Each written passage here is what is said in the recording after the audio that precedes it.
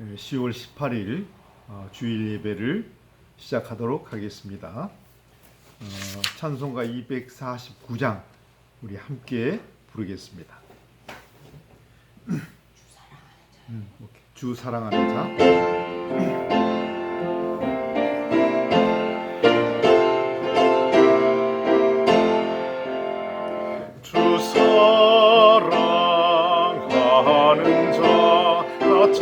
찬송할 때에 그 보좌 앞에 들러서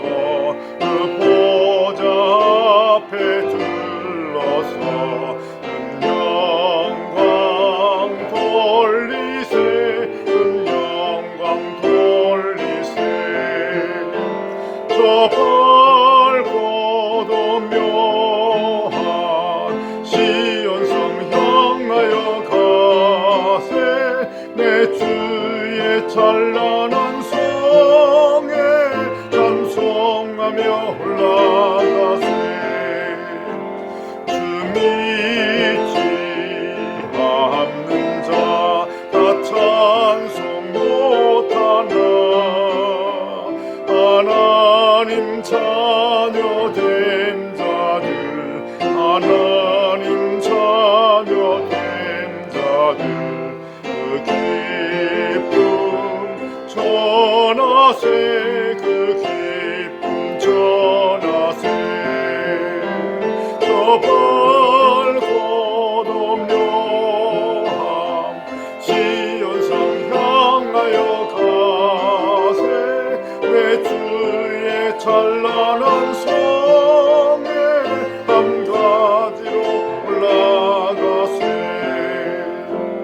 저 하늘 황금길 나 올라갈 때에 지온성 언덕 위에서 지온성 언덕 위에서 수많은 전사들 날 인도하니라 저 밝고도 묘한 시온성 향하여 가세 내 주의 찬란한 성에 찬송하며 올라가세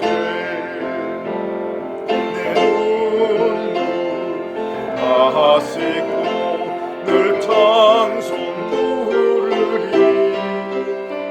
저 임마누엘 주 앞에 저 임마누엘 주 앞에 나 영광 누리리 나 영광 누리리 저 밝고도 묘한 시온성 향하여 가세 내 주의 찬란한 성에 찬송하며 올라가세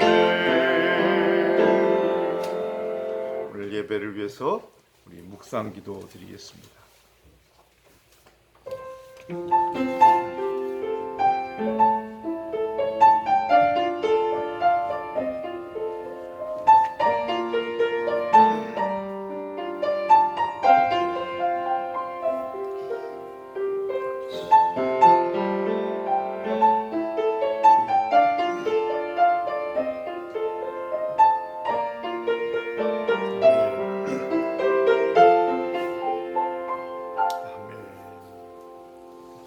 개회 찬송 주께와 엎드려 같이 부르겠습니다.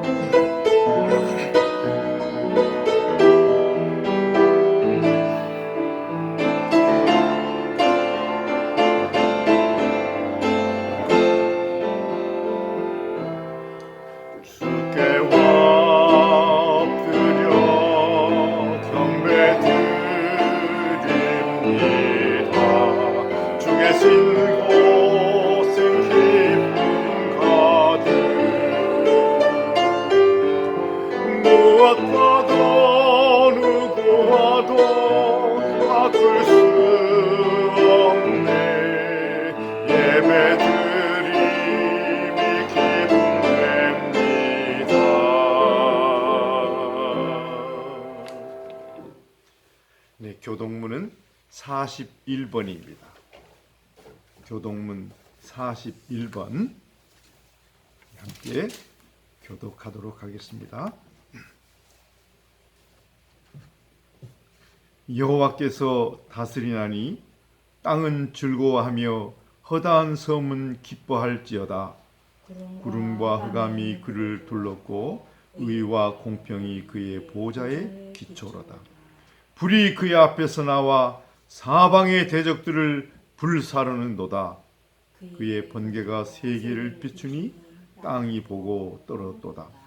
산들이 여호와의 앞 곧 온 땅의 주 앞에서 밀랍같이 녹았도다. 하늘이 그의 의를 선포하니 모든 백성이 그의 영광을 보았도다. 조각한 신상을 섬기며 허무한 것으로 자랑하는 자는 다 수치를 당할 것이라. 너희 신들아 여호와께 경배할지어다. 여호와여 시온이 주의 심판을 듣고 기뻐하며 유다의 딸들이 즐거워하였나이다. 여호와여 주는 온 땅 위에 지존하시고 모든 신들보다 위에 계시니이다. 여호와를 사랑하는 너희여 악을 미워하라. 그가 그의 성도의 영혼을 보전하사 악인의 손에서 건지시느니라. 의인을 위하여 빛을 뿌리고 마음이 정직한 자를 위하여 기쁨을 뿌리시는도다. 의인이여 너희는 여호와로 말미암아 기뻐하며 그의 거룩한 이름에 감사할지어다. 아멘. 우리 찬송가 80장 천지에 있는 이름 중 함께 부릅니다.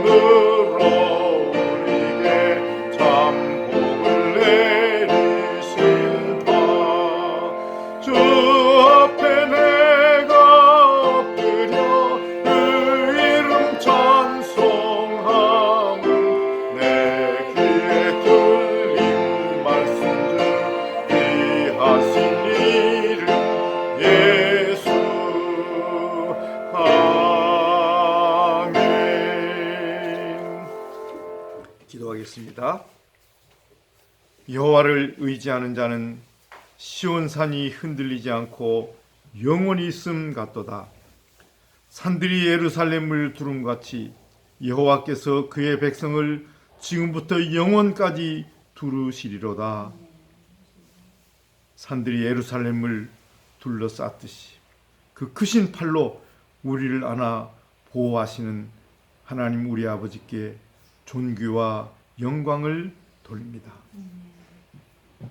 그래서 땅이 갈라지는 지진이 일어나든지 산이 흔들려 무너지는 산사태가 나든지 바닷물이 일어나 쓰나미가 몰려오든지 전염병이 창궐하여 많은 사람들이 쓰러지든지 그래도 우리는 두려워하지 아니하겠나이다.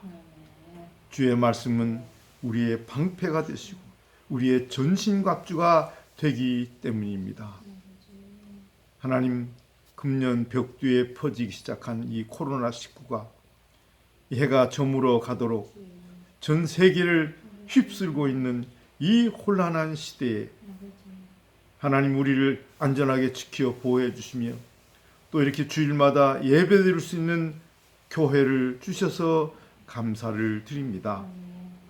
하나님, 오늘은 오랫동안 이 교회당 문을 닫고 비대면 예배를 드려오던 교회들이 하나님의 은혜로 이제 거리두기가 해제되어서 교회당에 모여 예배 드릴 수 있게 된 기쁜 날입니다. 오늘 예배를 통해서 주님 영광을 받으시며 또 예배 드리는 모든 교회와 성도들에게 큰 기쁨과 은혜와 축복이 넘치게 하옵소서. 특별히 국난의 시대에 이 국정을 이끌어 가시는 우리 문재인 대통령과 정부 관료들과 특별히 코로나 방역에 힘쓰고 있는 이 방역팀들과 또 의료진들을 축복해 주시옵시고 또 이 코로나에 감염돼서 치료받고 있는 분들이 다 회복되어 퇴원할 수 있도록 도와주시기를 바라며 또한 이 고난을 함께 견뎌온 우리 대한민국 국민들을 위로하시고 축복하여 주시옵소서. 주님, 우리나라가 이 코로나를 잘 극복함으로써 온 세계에 빛을 발하는 나라가 되게 하여 주시옵소서. 오늘도 전국 곳곳에서는 또 예배당에 나오지 못해서 이렇게 비대면 예배를 드리는 분들이 많이 있는 줄 압니다. 오늘 예배드리는 모든 성도들이 있는 그곳에서 하나님의 임재를 경험하게 하시며 또 하나님의 말씀을 통하여 힘을 얻고 하나님 뜻에 순종하는 그런 성도들이 되도록 축복해 주시옵소서. 하나님, 어려움 중에도 또 지난 주말에 우리 최영복 자매 며느리가 홍성원 자매가 둘째 아이를 순산하게 해주셔서 감사를 드립니다. 그 아이가 건강하게 잘 자라서 또 하나님의 영광을 위해서 쓰임받는 귀한 일꾼이 되기를 축복합니다.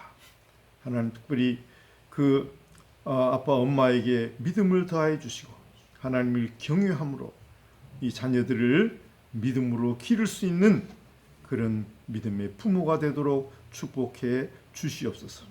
또 하나님, 기도하옵기는 우리 인도에서 20여 년간 이렇게 사역을 해온 최철수 선교사, 그 사모인 여현자 사모가 이제 간암으로 10월 27일 삼성병원에서 수술을 받기로 예약이 되어 있다고 합니다. 하나님이여 긍휼히 여겨 주시옵소서. 그의 생애를 하나님께 드린 사람들이 아니겠습니까? 하나님이여, 하나님의 손길을 펼쳐서 잘 수술을 받게 하시고 회복되어서 하나님이 허락하신 그 선교의 사역을 끝까지 잘 감당할 수 있도록 은혜를 베풀어 주시옵소서. 우리 또 선교사들 중에도 한국에서 지금 치료받고 있는 분들이 있습니다.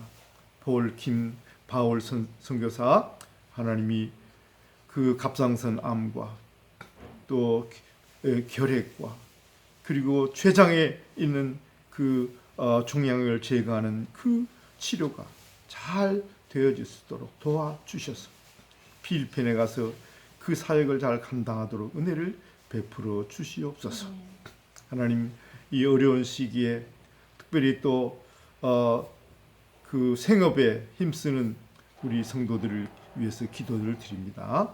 하나님께서 그 손으로 하는 일을 복 주시고 우리의 필요한 모든 것이 채워지도록 도와주시옵시고, 또 하나님 이 어려운 시기에 몸된 교회에 또 쓸 것을 공급하여 주시옵소서. 오늘 주실 말씀을 통해서 하나님이 영광을 나타내 주시옵소서. 순종하여 복을 받는 우리 모두가 되게 하여 주시옵소서. 예수님의 귀하신 이름으로 기도했습니다. 아멘. 하늘에 계신 아버지, 이름 거룩하사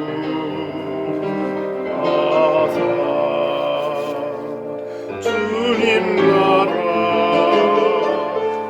임하시고 뜻이 이루어지이다.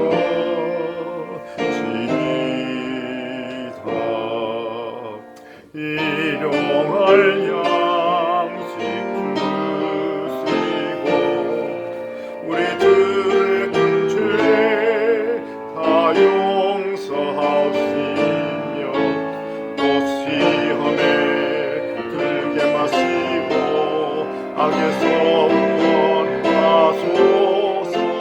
내게 주의 나라 주의 권세 주의 영광 영원히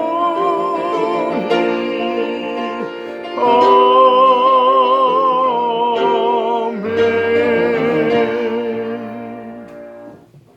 여러분, 우리 함께 예배드리는 모든들 주의 이름으로 축복합니다. 우리 축복성 부르면서 서로 인사를 나눌 수 있기를 바랍니다.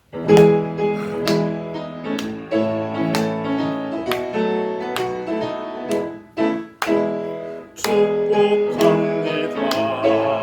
주님의 이름으로 축복합니다. 주님의 사랑으로. God bless you. God bless you. 축복합니다. 주님의 사랑으로.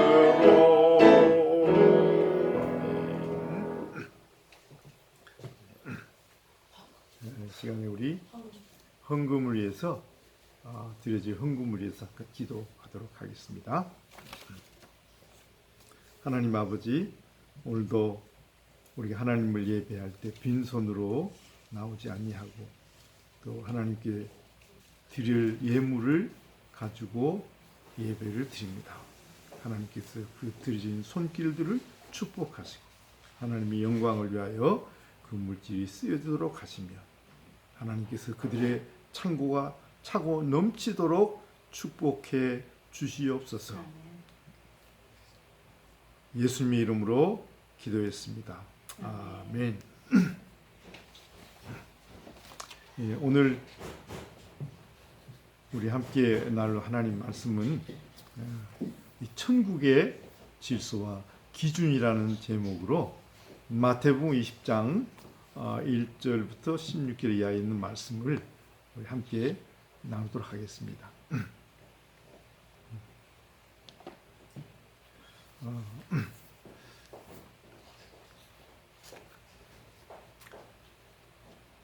천국은 예수님께서 이렇게 말씀하셨습니다. 이른 아침에 장터에 나가 일꾼을 부르러 나간 포도원 주인과 같다. 그렇게 말씀을 하셨습니다. 여러분, 우리 인간 사회의 질서를 유지하게 하는 것이 이 법과 관습입니다. 이 법과 관습은 나라마다 달라서 우리가 해외를 여행하거나 또 다른 나라에 이민 간 사람들은 이 법과 관습의 차이로 인한 문화 충격을 경험하게 되죠. 저희도 미국에 처음 가서 특별히 운전을 하면서 적응을 잘하지 못한 그런 그 교통법이 있었습니다. 그것이 바로 스탑 사인이 있는 내거리를 지나는 것입니다. 미국은 이 교통량이 많지 않은 이면 도로 사거리에는 신호등 대신 스탑 사인이 있습니다. 그리고 이 스탑 사인이 있는 곳에서는 반드시 일단 멈추었다가 좌우를 살피고 그리고 출발해야 되고, 또 사거리에 차가 있을 경우에는 먼저 온 순서대로 출발을 합니다. 근데 이런 교통법에 익숙하지 않은 한국 사람들은 이 내거리에 가까이 오다가 반대편에서 차가 오지 않으면 그냥 멈추지 않고 빨리 통과해 버립니다. 한국에서 다 그렇게 운전했잖아요. 그리고 내거리에 차들이 있을 경우에는 그 순서를 지키지 않고 눈치껏 빨리 또 통과해 버립니다. 그러다 경찰에게 발각되면 벌금을 이게 무는 경우가 종종 있습니다. 근데 미국인들은요, 이 스탑 사인에서는 한밤중에 새벽이건 차가 있건 없건 반드시 정차합니다. 섰다가 지나가고요. 그 다음에 사거리에 차들이 많이 있을 때는 반드시 먼저 온 차가 지나갈 때까지 자기 순서를 기다립니다. 그래서 미국에서 이렇게 생활하려면 자기가 살던 나라의 법과 관습 버리고 미국의 법과 관습을 배우고 거기를 잘 순응을 해야만 이 성공적인 인민생활을 할 수 있다는 한 이야기입니다. 오늘 포도원 품꾼의 비유가 어쩌면 그렇습니다. 우리는 이중 국적을 가진 시민입니다. 우리는 대한민국이라는 나라의 국적을 가진 시민일 뿐만 아니라 동시에 하나님 나라, 천국의 시민이잖아요. 그러니까 우리가 종종 이 두 나라의 문화 차이를 잘 알지 못해서 어려움을 겪을 때가 종종 있다는 겁니다. 이 포도원 주인과 품꾼들의 이 비유는 천국의 질서를 유지하는 기준이 이 세상의 질서를 유지하는 기준과 어떻게 다른가를 보여주신 예수님의 비유 설교입니다. 예수님이 바로 천국의 주인이시잖아요. 먼저 이 세상의 질서는 먼저 된 자가 먼저 되는 적자생존 방식입니다. 그러니까 능력 있고 열심히 노력하는 사람들이 성공을 하고 혜택을 누리게 됩니다. 이게 세상의 질서예요. 적자생존이란 말이 여러분 아시죠? 이 적자생존이라는 것은 생물의 생존 경쟁의 결과 환경에 잘 적응한 것만 살아남고 그렇지 못한 약한 것들은 도태되는 현상을 가리키는 말인데, 영국의 생물학자고 또 정치가 있던 스펜서라는 분이 처음 이것을 제창을 했는데, 이 찰스 다윈이 종의 기원에서 이 말을 차용하여 소위 생존의 법칙이라는 정설이 되고 말았습니다. 그러나 이 천국의 질서는 나중된 자가 먼저 된다는 것입니다. 다른 말로 하면 천국에서는 약하고 좀 무능한 사람들이 더 우대를 받고 행복하게 살아가는 이 복지사회라는 것입니다. 이 사람을 이렇게 평가하는 이 천국의 기준을 알지 못하고 이 적자생존이라는 세상 기준으로 이 천국 생활을 하려고 하면 반드시 이 불평과 다툼이 일어나고 천국의 특성인 의와 기쁨과 화평을 파괴하는 사람이 되고 마는 겁니다. 그러면 그 천국은 세상과 다름없는 그런 이상한 천국이 되고 마는 것입니다. 지금 우리 한국 교회에 사실 그런 교회들이 얼마나 많습니까? 교회 안에서 서로 싸우고 갈라지고 다투는 경우도 많고요. 또 그런 신자들도 적지 않지요. 예수님은 바로 그의 제자들에게서 그런 모습을 발견한 겁니다. 그래서 그들의 세속적인 이런 기준을 천국의 기준으로 교정시켜 주시기 위해서 바로 이 포도원 비유 설교를 하신 것이라 하는 겁니다. 이 포도원 비유 이 설교는 그 배경이 19장입니다. 그러니까 19장에서 시작된 스토리예요. 19장에 가면 한 부자 청년이 예수님을 찾아온 사건이 있습니다. 이 청년이 예수님께 찾아와서는 탁 무릎을 꿇더니 선한 선생님이여 내가 무엇을 하야만 영생을 얻으리까? 이렇게 당돌한 질문을 했습니다.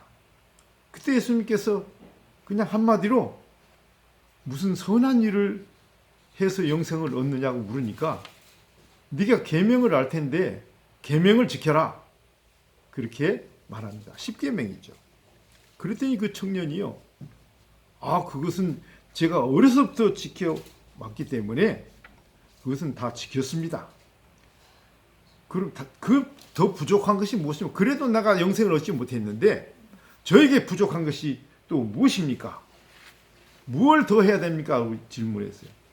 그때 예수님께서 그 청년을 물끄러미 바라보시더니 너한테 한 가지 부족한 게 있다. 그게 뭔가요? 가서 네 재산을 다 팔아서 가난한 자한테 나눠주고 나를 쫓아라. 그럼 하늘에서 내게 보화가 있을 것이다. 이렇게 말씀하셨습니다. 그랬더니 이 청년의 얼굴이 갑자기 어두워지더니 근심하면서 그냥 돌아가 버렸습니다. 왜냐하면 그 청년이 재물이 많았기 때문이라고 성경은 기록하고 있거든요. 참 그것을 보신 주님이 참 안타까움을 금치 못하고 이 제자들에게 말씀하십니다. 부자가 천국에 들어가기야 낙타가 바늘귀로 들어가는 것보다 더 어렵다. 이 유명한 말씀을 그때 하신 거예요. 그랬더니요, 마치 베드로가 기다리라 했다는 듯이 벌써 일어나서 주여, 우리가 모든 것을 버리고 주를 쫓아 싸우니 우리가 무엇을 얻게 되리까? 이렇게 질문했습니다. 그 질문에 예수님은 이렇게 답하신 겁니다.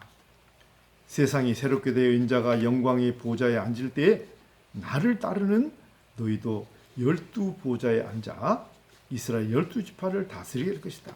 또 내 이름을 위해서 집이나 형제자매나 부모나 자식이나 전투를 벌인 자마다 여러 배를 받고 또 영생을 상속하리라. 자, 그런데 여기서 그치지 않고 이 마지막 말이 중요한 겁니다. 그러나 먼저 된 자로서 나중되고 나중된 자로서 먼저 될 자가 많다. 이 말씀하십니다. 이게 예수님께서 하시고자 하는 메시지입니다.